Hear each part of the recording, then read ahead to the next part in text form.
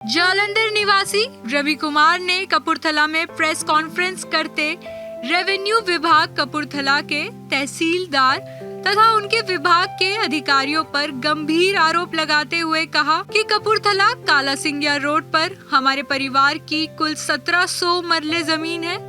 Court में पारिवारिक बांट के दौरान जिसमें से 650 मरले जमीन मेरे हिस्से में आई थी, वही कोर्ट के आदेशों अनुसार 650 मरले जमीन की फारत और इंतकाल मेरे नाम पर चढ़ाकर मुझे दी गई थी। 2 वर्ष तक तहसील विभाग के रिकॉर्ड में फरद और इंतकाल मेरे नाम पर चढ़ा रहा, लेकिन तहसील विभाग कपूरथला तथा भूमाफियों की मिली भगत से पीड़ित जमीन मालिक रवि कुमार का जमीन रिकॉर्ड गैर कानूनी तरीके से कैंसिल करा दिया, जबकि ये अधिकार तहसील विभाग के अधिकारियों के पास होता नहीं। जबकि माननीय कोर्ट की डिग्री जमीन मालिक के पास है। तहसील विभाग ने माननीय कोर्ट के आदेशों की उल्लंघना की गई।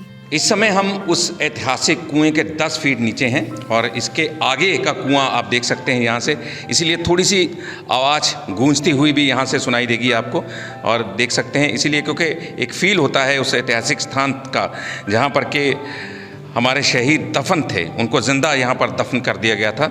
और ये वही स्थान है जिसमें 165 सालों तक वो दफन रहे और उसके बाद एक इतिहास का जिन्होंने ये ज़िद पकड़ ली कि नहीं, यहाँ पर वो कंकाल मिलेंगे, उन शहीदों की निशानियाँ यहाँ पर मिलेंगी। हालांकि इसका बहुत विरोध हुआ उस समय 2014 में इसकी खुदाई शुरू की गई थी और उसके बाद 282 यहाँ से कंकाल मिले थे और जिनका बाद में पता चला कि वो कौन से शहीद थे, कहाँ पर उन्होंने म्यूटनी की, कहाँ पर उन्होंने विरोध किया अंग्रेज़ी हुकूमत का और उसके बाद यहाँ पर कैसे पहुँचे। ये तमाम चीज़ें जानने के लिए हमारे साथ हैं इतिहासकार सुरेंद्र कोछड़, जिन्होंने ज़िद पकड़ी हुई थी कि यहाँ से कंकाल मिलेंगे ही मिलेंगे, इसीलिए आप इनको ढूंढ के लाए हैं, आपके रूबरू करवा रहे हैं कि ये सारा जानकारी दे पाएँ। कोछड़ साहब, बहुत बहुत स्वागत है आपका। कोछड़ साहब, हम ये इस कुएं के आसपास चलते हुए बातचीत करेंगे क्योंकि ये आपने जो इतिहास इसका खोजा था आपने, तो कैसे आपको पता चला था कि इस स्थान पर ये कंकाल पड़े हुए हैं? जी, सबसे पहली बात को जो जिसने जो किया सब कुछ, फ्रेडरिक हेनरी कूपर जो अमृतसर का डिप्टी कमिश्नर था, उसने एक बुक लिखी थी उसी इसके सभी जो होने के बाद 1 साल के बाद, तो उसमें उस बुक में जिक्र किया था उसने सारे एपिसोड का।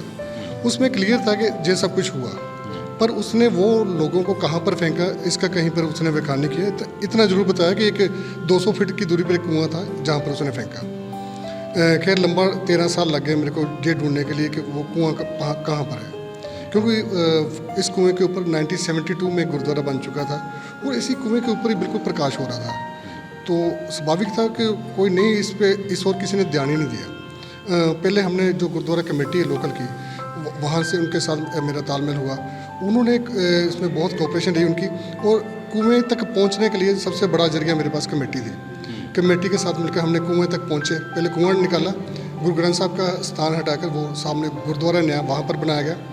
कुआं खोदने के बाद हमने जो अपनी नैतिक जिम्मेवारी थी, जो अलग अलग डिपार्टमेंट थे, आर्काइव डिपार्टमेंट हो गया, यूनिवर्सिटी होगी, जो सेंट्रल गवर्नमेंट है, पंजाब सरकार है, उनसे कॉन्टेक्ट किया कि आप आकर यहाँ से जो कंकाल हैं 1857 के जो फौजी हैं हिंदुस्तानी, उनके निकालें।